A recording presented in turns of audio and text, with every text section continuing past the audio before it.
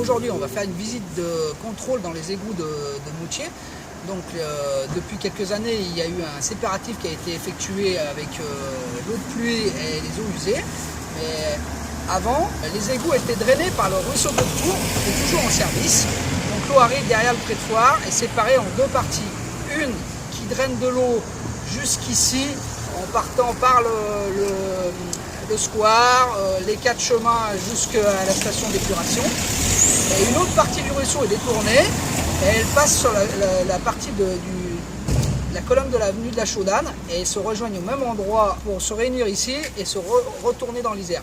Donc maintenant, les eaux usées et les eaux pluviales ne sont plus mélangées.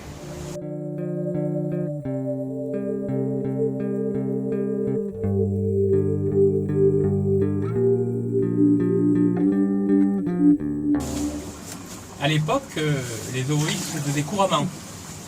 Il y avait donc une partie voûtée et au niveau des reins, il y avait une réduction de la section qui était plus ou moins importante pour pouvoir créer un canal pour que l'eau coule, que la vitesse de l'eau qui coule au fond soit toujours importante et puisse pousser les gravats et les excréments jusqu'au bout.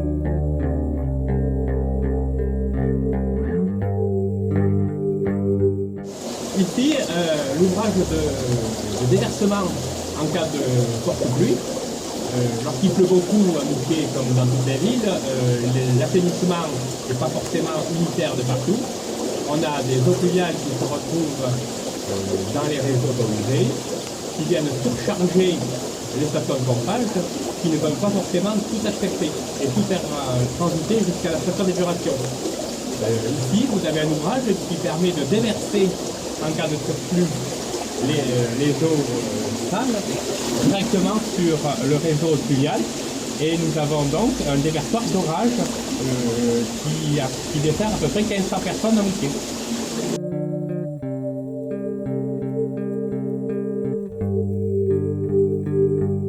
Alors les visites qu'on fait nous permettent de constater qu'il nous manque un bouchon là sur le collecteur d'eau usée.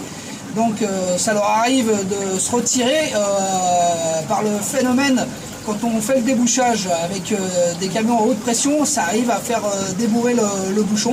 Donc on va réaliser les travaux de remise en conformité dans les plus brefs délais.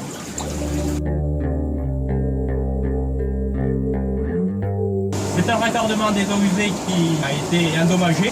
On a déboîté le T et le branchement.